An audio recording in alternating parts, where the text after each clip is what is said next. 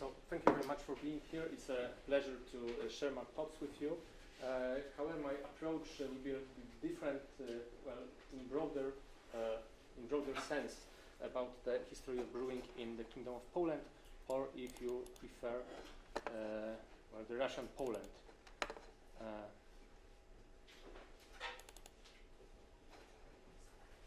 This is the picture of Warsaw pub in first half of 19th century in Warsaw.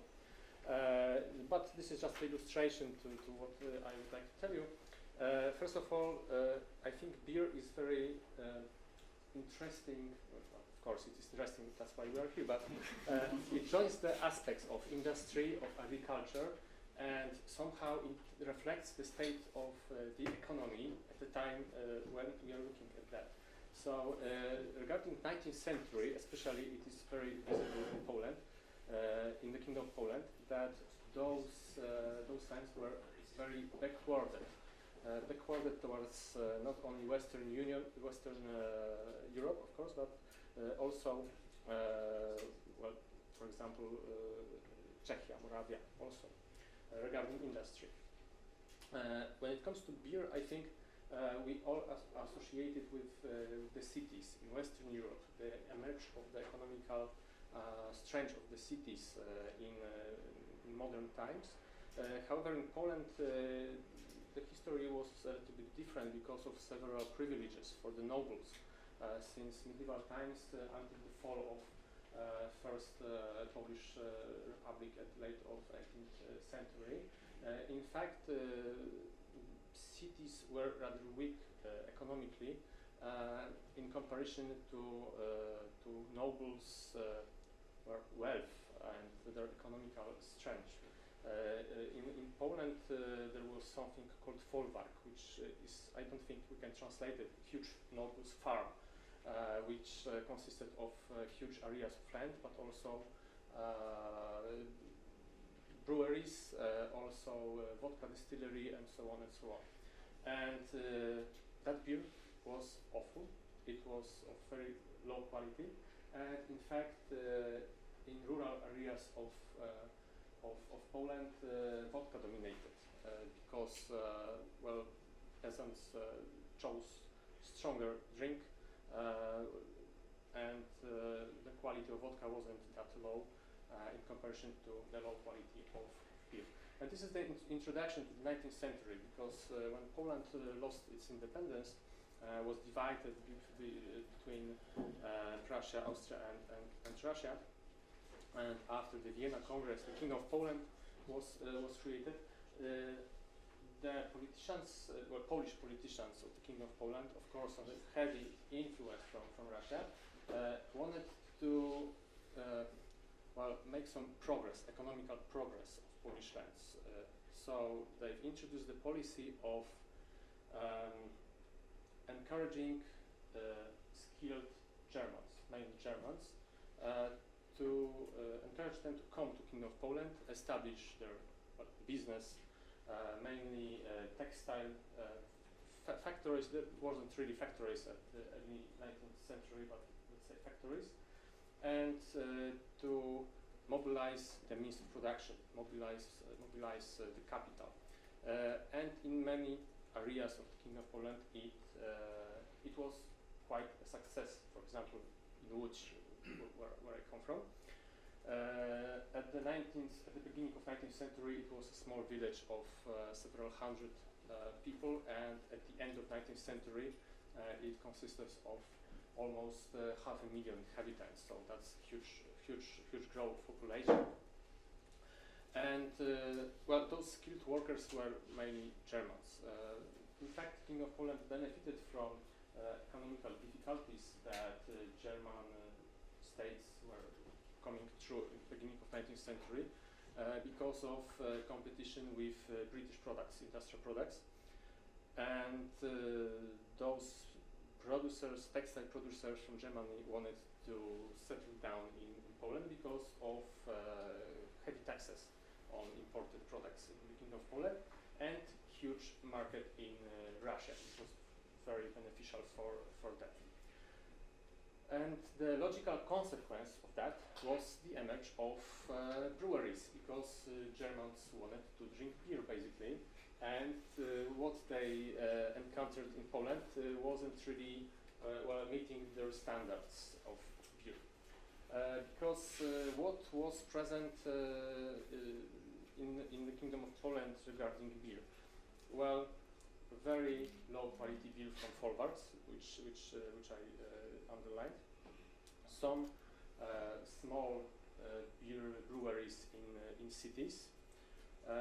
In such cities like Warsaw, for example, there were several beer breweries brewing, for example, Saxon beer. This is the remains of Saxon beer that was imported at the beginning of 18th century with Saxon kings. In Poland, we had two kings from Saxony, August II and August III, which are known in Western historiography as Friedrich August I and Friedrich August II.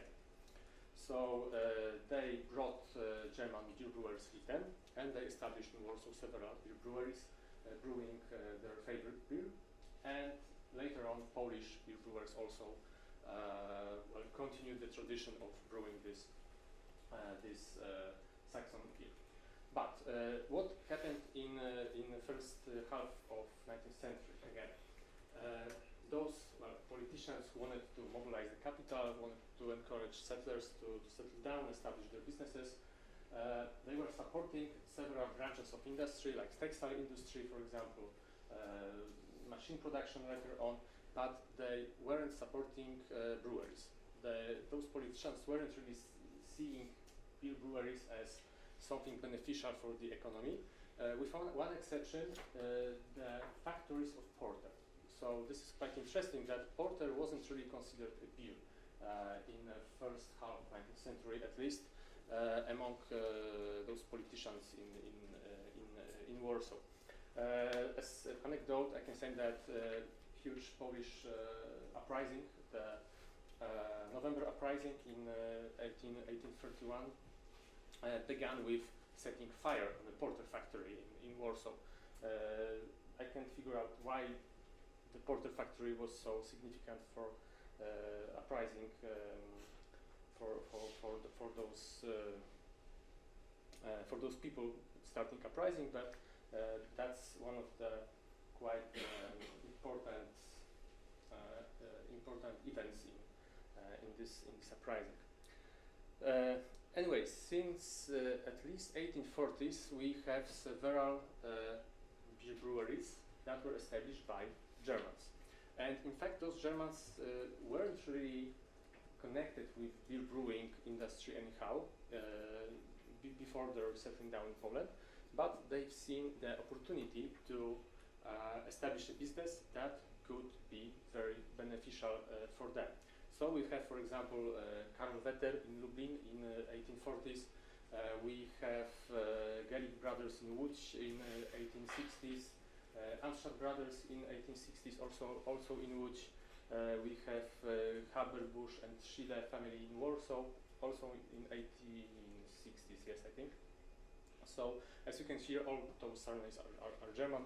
All those people came from Germany, and their clients at the very first time were also German workers. So, industrial brewing in the Kingdom of Poland was settled down by Germans and for Germans. So most of those breweries were located in cities with growing population of workers, because workers were considered main clients of those breweries.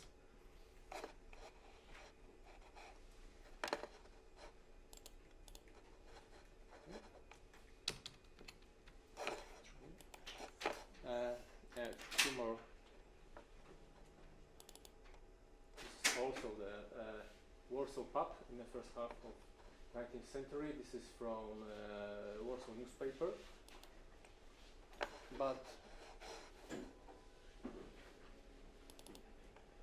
here is the advert. It's the second half 19th century of steam brewery by Saski in Radom. Also Saski is of the industrialist of an entrepreneur of German origin. And what is also interesting that Germans, with the technology, with establishment of breweries, also they brought with themselves the whole culture of beer drinking, and this is also interesting because several pubs, beer gardens were established with darts, for example, pool tables, and so on. So all that was considered was accompanying beer consumption. In fact, one of the most impressive examples of such gardens was established in Łódź by Anschutz family in 1870s, the Helenów Park. The story of its name is also quite romantic because Anschutz brothers married girls and both of them had the name Helena. So this is for to honor those ladies.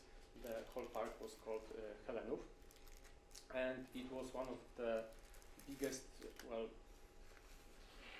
parks designed for beer consumption in Europe. It was a zoo with bears, with giraffes and all exotic animals.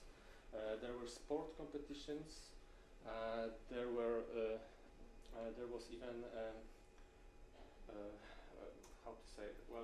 the music hall that was built from volcanic stone that was imported from Italy, and it was crazy expensive at the time.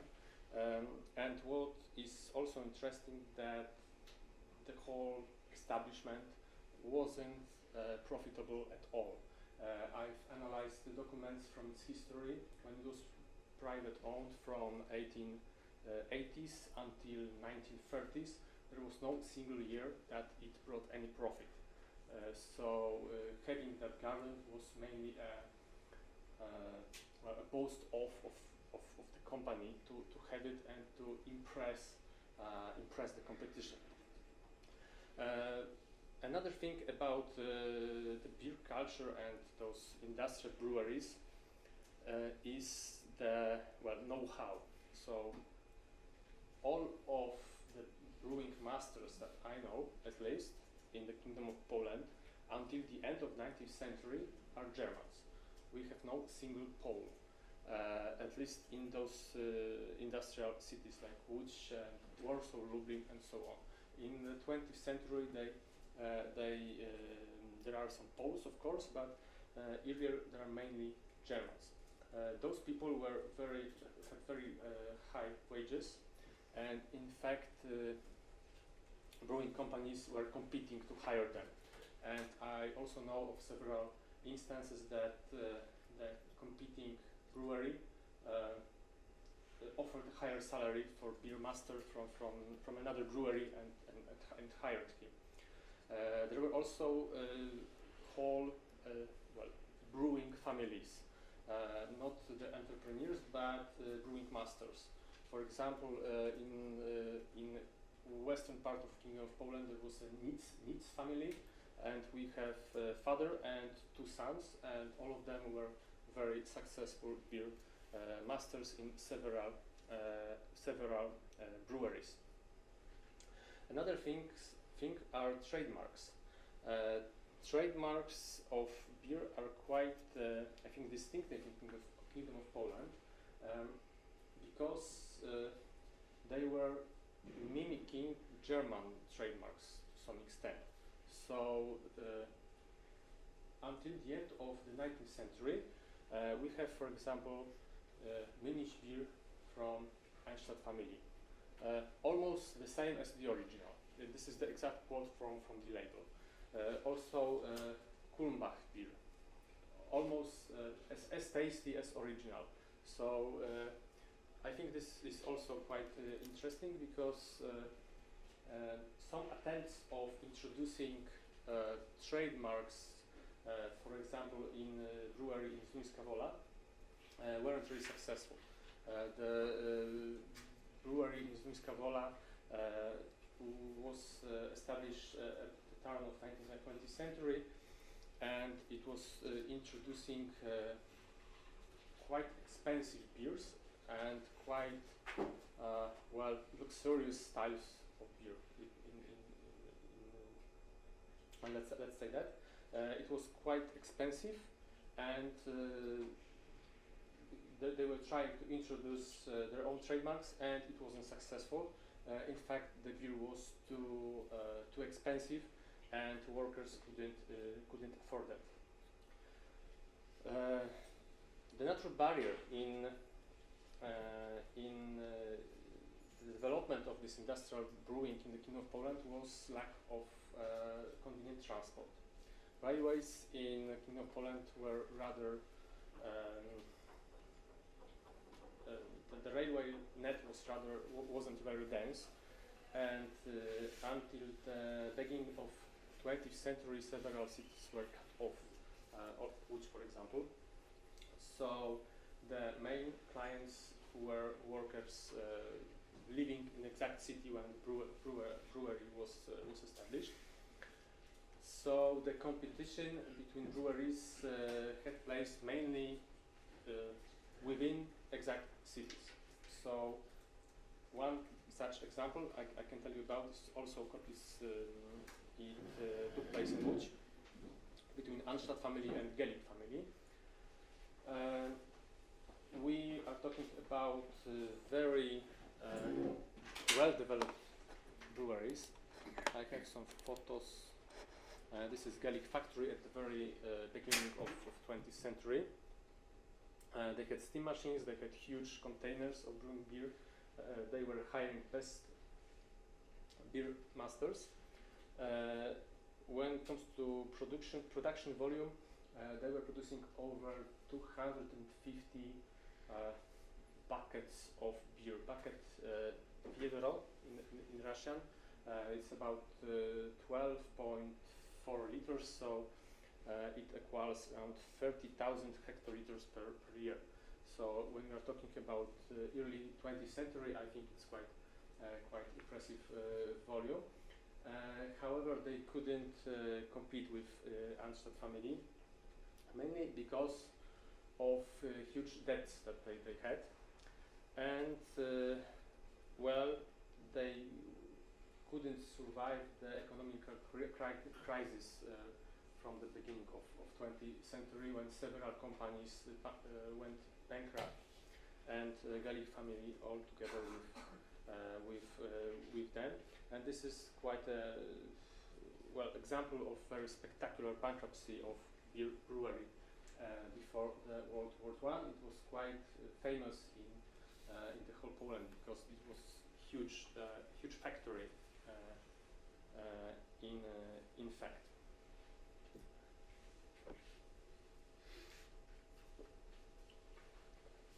Well, one thing that the image of industrial brewery could lead to wiping out all the small rural breweries. But in fact, it wasn't the case in the Kingdom of Poland. This is quite interesting. What is more, industrial brewery owners sometimes bought out those very small rural breweries. I wouldn't consider them craft breweries, but you've got the point. Those small breweries were brewing in a very traditional way. All was done by hand with the fireplace under the container, and in fact the technology wasn't really different from that of beginning of 19th century. So this is quite interesting, but I would also consider it connected with lack of transport. So lack of transport is a natural barrier for development of industrial breweries, and one of the ways to spread out the business was buying out smaller breweries and selling beer to local population. Another pictures of Gelik brewery in Łódź. Also, it's worth mentioning that the equipment was also German-made, mainly. And what could be interesting for you that later on one of the most prominent producer of equipment for Polish breweries was Skoda, Czech company.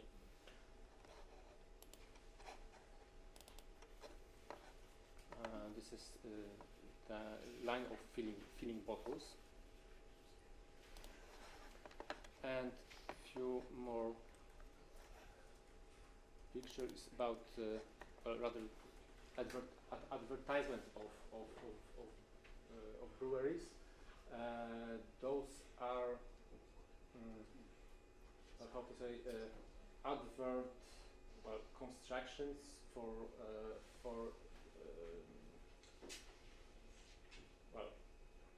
trades. I'm sorry, I'm lacking the word. Targi. Market for market. You know, there's market when every company from the country they're gathering up and they're advertising their products. So this is, for example, the Haberbusch and Schiller. United Breweries Haberbusch and Schiller. Also, this is quite interesting that those brewing families they were connecting. So Haberbusch and Schiller wasn't really working together at the very beginning. Later on, they joined forces, and Jan Schiller, young entrepreneur, married Bronisława, the daughter of Karl Anstadt from Łódź. So business marriage.